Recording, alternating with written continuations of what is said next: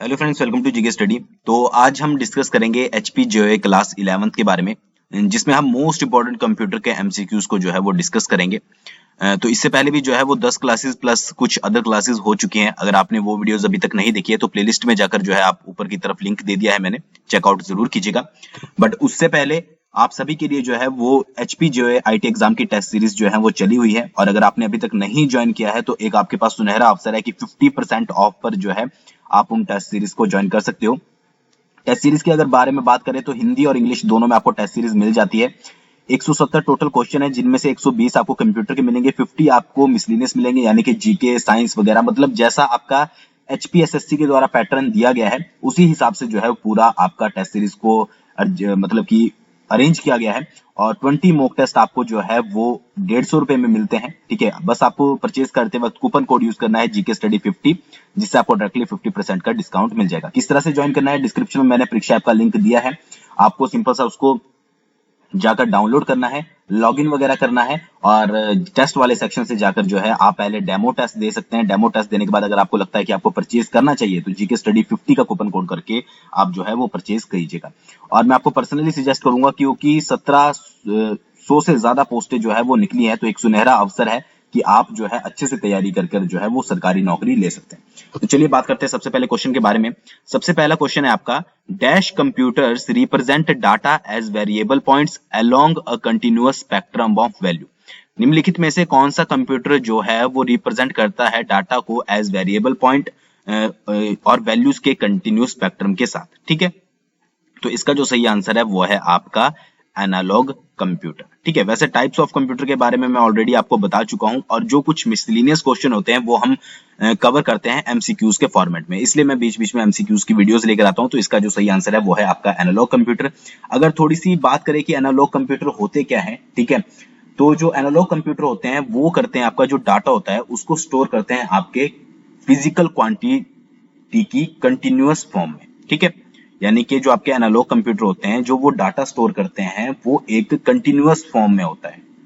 ठीक है, और क्या होता है वो होता है आपका फिजिकल क्वांटिटीज। ठीक है, फिजिकल क्वांटिटीज की जो कंटिन्यूअस फॉर्म होती है उसमें उसको डाटा को स्टोर करते हैं, और ये जो आपकी कैलकुलेशंस करते हैं वो आपकी with the help of measures करते हैं। ठीक है, तो ये चीजें आपको ज्यादा जानने की जरूरत नहीं है, बट आपको क्वेश्चन जो है इंपॉर्टेंट है, ये याद रखना है, क्योंकि ये प्रीवियस जो आपके बैंकिंग वगैरह के एग्जाम होते हैं इसमें पूछा गया है, तो याद रखिएगा एनालॉग कंप्यूटर। ठीक है, नेक्स्ट की बात करते हैं, which of the following is used by the tablet PC to write on the screen. ठीक है, निम्नलिखित में से किस चीज को यूज किया जाता है अगर आप टैबलेट यूज कर रहे हो या फिर पीसी यूज कर रहे हो और आपको लिखना है, ठीक है, उसके ऊपर, जो कि मैं अभी यूज कर रहा हूं। ठीक है, तो निम्नलिखित में से उसको क्या बोला जाएगा, तो उसको कहा जाता है आपका स्टाइलस।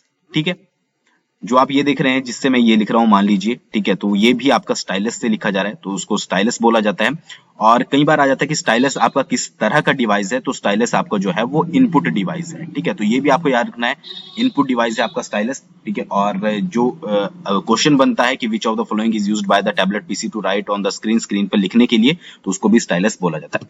यहाँ पर आप एक इमेज देख सकते हैं, ये स्टाइलस होता है। ठीक है, और अगर आपको कंप्यूटर की स्क्रीन पर, अगर आपके पास टच जो है वो लैपटॉप्स वगैरह हैं, तो आप डायरेक्टली जो है वो स्क्रीन पर लिख सकते हैं, या फिर आप जो है वो टच पैड यूज कर सकते हैं अगर आपके पास जो है वो कॉमन सा मतलब कि दूसरे वाला लैपटॉप है। ठीक है, नेक्स्ट क्वेश्चन की बात करते हैं, a word in a web page that when clicked opens another document. ठीक है, मोस्ट इंपोर्टेंट क्वेश्चन है ये, आपके बैंकिंग के साथ साथ जो है वो प्रीवियस ईयर में जेओए में भी पूछा गया है। ठीक है, कि a word in a web page, किसी वेब पेज में कोई ऐसा वर्ड, कोई ऐसा टेक्स्ट, ठीक है, कि जिस पर आप जब क्लिक करते हो तो कोई एक नया डॉक्यूमेंट खुल जाता है। ठीक है, तो उसको क्या कहेंगे। अब इसका ये जो क्वेश्चन है बड़े अलग अलग तरीकों से पूछा जाता है, और अपनी वीडियो में भी मैंने बहुत बार कवर किया है, तो इसको अच्छे से रीड कर लीजिएगा। तो इसका जो सही आंसर है वो है आपका हाइपरलिंक, उसको कहा जाता है आपका हाइपरलिंक। एग्जाम्पल मैं आपको दिखा देता हूं। देखिए, जब भी आप कोई गूगल वगैरह पर सर्च करते होंगे, आपने कोई भी जैसे टॉपिक सर्च किया या फिर आपने विकिपीडिया पे सर्च किया, ठीक है, तो बीच में आपको इस तरह के जो है वो वर्ड मिलते होंगे जो कि ब्लू कलर के होते हैं या फिर अंडरलाइन भी होते हैं।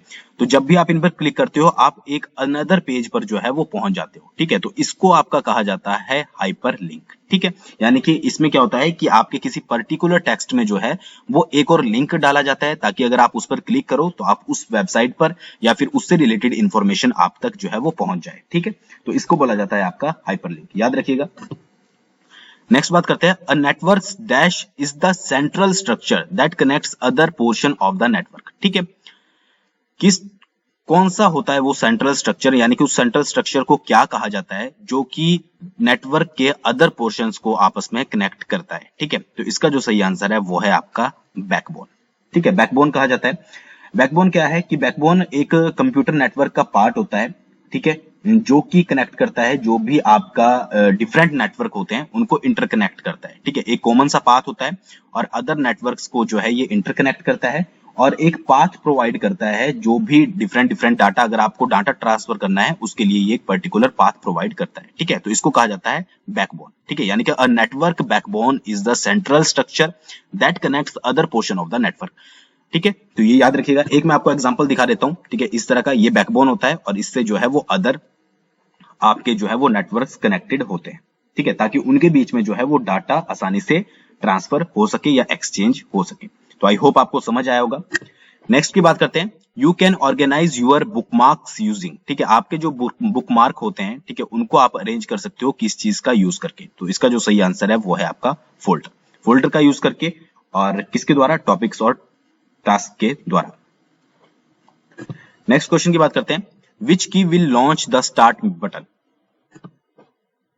अगर आपको स्टार्ट बटन को जो है वो लॉन्च करना है तो आपको कौन सी की को जो है वो प्रेस करना होगा। तो इसका जो सही आंसर है वो है आपका window keys.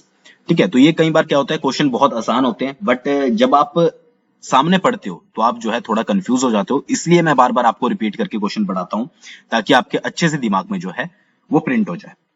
Next question easy है, आप सभी को पता ही होगा। Computer use the dash number system to store data and perform calculation. ठीक है, कंप्यूटर सिस्टम कौन सा नंबर सिस्टम जो है वो यूज करता है डाटा को स्टोर करने के लिए और कैलकुलेशंस को परफॉर्म करने के लिए। तो इसका आंसर तो आई थिंक सभी को ही पता होगा। इसका जो सही आंसर है वो है आपका बाइनरी। ठीक है, computers use the binary number system to store data and perform calculations. Next question, floppy drive जिसके बारे में आपने सुना ही है, हार्ड ड्राइव्स के बारे में भी आपने सुना है, और tape drives all use a dash to read data. ठीक है, जो आपकी फ्लॉपी ड्राइव होती है, जो आपकी हार्ड ड्राइव होती है और आपकी टेप ड्राइव होती है, वो निम्नलिखित में से किस चीज को यूज करती है डाटा को रीड करने के लिए। तो इसका जो सही आंसर है वो है आपका मैग्नेट। ठीक है, कोई भी होगा, आपका फ्लॉपी ड्राइव होगी, आपकी हार्ड ड्राइव होगी या फिर आपकी टेप ड्राइव होगी, ये जब भी डाटा को रीड करती हैं तो उसके लिए यूज करती हैं आपकी मैग्नेट। तो ये चीज याद रखिएगा। नेक्स्ट की बात करते हैं, the number of pixels displayed on a screen is known as the screen dash. ठीक है, जो भी आपके नंबर ऑफ पिक्सल्स जो हैं वो डिस्प्ले होते हैं आपके किसी भी स्क्रीन पर कंप्यूटर की, तो उसको क्या कहा जाता है उसके बारे में आपको बताना है। तो इसका जो सही आंसर है वो है आपका रिजोल्यूशन। आपने सुना होगा कि कोई पिक है इतने रिजोल्यूशन की है, या फिर आपको इतने पिक्स जो है, कोई भी पिक्चर है आपको इतने रिजोल्यूशन की अपलोड करनी है, तो वो क्या होता है, ठीक है, वो नंबर ऑफ पिक्सल्स आपके होते हैं। ठीक है, तो ये याद रखिएगा। नेक्स्ट क्वेश्चन की बात करते हैं, अ graphic representation of an information system is called. ठीक है, जो ग्राफिक रिप्रेजेंटेशन होती है किसी भी इंफॉर्मेशन सिस्टम की, उसको क्या कहा जाता है, तो उसको कहा जाता है आपका डाटा फ्लो डायग्राम। ठीक है, डाटा फ्लो डायग्राम याद रखिएगा। नेक्स्ट क्वेश्चन की बात करते हैं, which one of the following is not a fundamental data type in C++। अब इसके लिए आपको C++ जो है वो डिटेल में पढ़ना पड़ेगा, बट ये क्वेश्चन जो है वो प्रीवियस एग्जाम्स में डिफरेंट में पूछा गया है, इसलिए मैंने यहाँ पर इसको इंक्लूड कर लिया है। बाकी जब हम डिटेल में बात करेंगे C++ के बारे में तो फिर हम जो है इसके बारे में पढ़ेंगे। ठीक है, तो इसका जो सही आंसर है वो है आपका फर्स्ट फ्लोट। ठीक है, तो बस इतना ही आपको जो है अभी याद रखना है, बाकी जब हम डिटेल में बात करेंगे फिर इसको अच्छे से रीड करेंगे। नेक्स्ट की बात करते हैं, which type of operating system are required to complete a critical task within a guaranteed amount of time। ठीक है, कौन सा ऑपरेटिंग सिस्टम जो है वो यूज किया जाता है जब भी आपको कोई क्रिटिकल टास्क जो है वो करना है किसी गारंटीड अमाउंट ऑफ टाइम में। तो इसका जो सही आंसर है वो है आपका रियल टाइम ऑपरेटिंग सिस्टम। ठीक है, ये जो सारे हैं ये आपके ऑपरेटिंग सिस्टम के टाइप है, जब हम ऑपरेटिंग सिस्टम करेंगे उसमें हम पढ़ेंगे, बट इसका जो सही आंसर है वो है आपका रियल टाइम ऑपरेटिंग सिस्टम। अब ये रियल टाइम ऑपरेटिंग सिस्टम क्या होता है, ठीक है, रियल टाइम ऑपरेटिंग सिस्टम आपका क्या होता है कि ये रियल टाइम जो जिस ऐप में जो है वो आपको डाटा चाहिए होता है जो कि रियल टाइम पर आपको चाहिए होता है। ठीक है, तो उसमें जो है वो आपका real time operating system use होता है और विदाउट बफर जो है वो ये काम करता है। ठीक है, फॉर एग्जांपल आप किसी ट्रेन की टिकट वगैरह बुक कर रहे हो, या फिर आप जो है मतलब कि जिसमें आपको रियल टाइम इंफॉर्मेशन चाहिए, ठीक है, जो भी एप्स ऐसी होती है तो उसमें रियल टाइम ऑपरेटिंग सिस्टम जो है यूज किया जाता है। आई थिंक आप समझ गए होंगे। नेक्स्ट की बात करते हैं, which of the following is a technique use to speed up communication with slow devices. ठीक है, अगर आपका कोई भी डिवाइस है, ठीक है, तो उसमें जो भी कंप्यूटर सिस्टम है, अगर आपको उसकी परफॉर्मेंस को इंक्रीज करना है, ठीक है, या फिर स्लो डिवाइसेस की जो है वो उसको स्पीड अप करना है, तो इनमें से कौन सी टेक्निक जो है वो यूज की जाती है? तो इसका जो सही आंसर है वो है आपका कैचिंग। ये याद रखिएगा, इंपॉर्टेंट क्वेश्चन है। नेक्स्ट की बात करते हैं, which is the following message denotes the request page has moved temporarily on to a new URL। ठीक है, इनमें से मान लीजिए आप किसी वेबसाइट को खोल रहे हो और इनमें से कौन सा मैसेज जो है वो आपके पास यहाँ पर दिखाया जाएगा अगर आपकी वेबसाइट को जो है वो किसी टेम्परेरी किसी न्यू यूआरएल पर जो है वो भेजा गया, किसी नई लिंक पर भेजा गया है।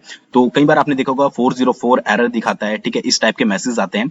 तो इसका जो सही आंसर है वो है आपका थर्ड 302 फाउंड। ठीक है, तो अगर कोई भी आप वेबसाइट खोल रहे हो और उस वेबसाइट को जो है वो कुछ टाइम के लिए एक नए लिंक पर भेज दिया गया है, ठीक है, तो आपके पास लिखा हुआ आएगा 302 फाउंड। ठीक है, तो उसका मतलब क्या होगा कि इस वेबसाइट को जो है वो एक नए लिंक पर भेज दिया गया है। ठीक है, नेक्स्ट की बात करते हैं, which of the following device assign IP address to devices connected to a network that use TCP/IP। ठीक है, ये नेटवर्क प्रोटोकॉल होता है, इसके बारे में मैं पहले भी आपको बता चुका हूं।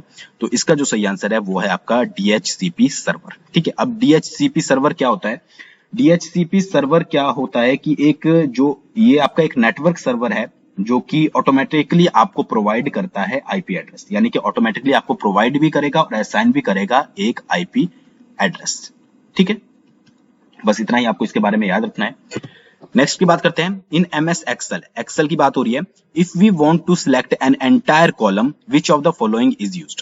अगर एमएस एक्सेल में आप एक पूरे कॉलम को जो है वो सिलेक्ट करना चाहते हैं तो कौन सी कॉम्बिनेशन जो है वो कीज का आप प्रेस करोगे? तो इसका जो सही आंसर है वो है आपका सेकंड कंट्रोल प्लस स्पेस। अगर आप कंट्रोल प्लस स्पेस जो है वो प्रेस करोगे तो आप एक एंटायर कॉलम को जो है एमएस एक्सेल में सिलेक्ट करते हो। ठीक है, नेक्स्ट है, the point at which the flow of text in a document moves to the top of a new page, उसको क्या कहा जाता है? तो उसको कहा जाता है आपका पेज ब्रेक। ठीक है, तो इसके बारे में आपको कुछ डिटेल्स जानने की जरूरत नहीं होती है, सिर्फ आपको डायरेक्टली जो है वो क्वेश्चन याद रखना है। नेक्स्ट की बात करते हैं, which of the following features is used to count the number of pages, words, characters, paragraphs and lines in a word document। कोई भी आपके पास वर्ड डॉक्यूमेंट है और उसमें आपको जो है वो number of pages, words, characters जो हैं वो काउंट करने हैं, तो कौन सा फीचर जो है आप यूज करोगे? तो इसका जो सही आंसर है वो है आपका वर्ड काउंट। वर्ड काउंट होता है जिसमें आप सभी कोई भी आपने पैराग्राफ मान लीजिए लिखा है, उसमें पेजेस, वर्ड्स कितने, मतलब कि क्या क्या चीजें जो है उसमें सब सारी चीजों को काउंट करना जो है वो वर्ड काउंट का काम होता है। नेक्स्ट क्वेश्चन की बात करते हैं, which key should use to indent the first paragraph of your report. तो इसका जो सही आंसर है वो है आपका टैब की। नेक्स्ट की बात करते हैं, which of the following key combination can be use to print a document. ये तो आपको पता ही होगा, किसी डॉक्यूमेंट को प्रिंट करने के लिए कौन सी की को जो है वो प्रेस किया जाएगा। ऑप्शन में देखना है क्योंकि प्रिंट जो है वो अलग अलग तरीके से और भी कीज जो है वो प्रिंट के लिए यूज की जाती है। तो इसका जो सही आंसर है वो है आपका tab plus P, sorry tab plus P नहीं, control plus P. Control plus P अगर आप प्रेस करते हो तो आपका जो है वो प्रिंट की कमांड आती है। तो आई थिंक आपको ये वीडियो पसंद आई होगी। इस वीडियो में बस इतना ही, और जिन्होंने मॉक टेस्ट को ज्वाइन नहीं किया है वहां पर जाकर भी जो है वो आप 170 क्वेश्चन जो है वो सभी सिलेबस के यानी कि पूरे पैटर्न वाइज जो है वो दे सकते हैं, ताकि आपको पता लगे कि सभी बच्चों में जो है वो आपका रैंक क्या है और आप कहां पर स्टैंड कर रहे हो। तो वीडियो पसंद आई हो तो लाइक और शेयर जरूर कीजिएगा। थैंक्स फॉर वॉचिंग, बहुत जल्दी मिलेंगे नेक्स्ट वीडियो के साथ।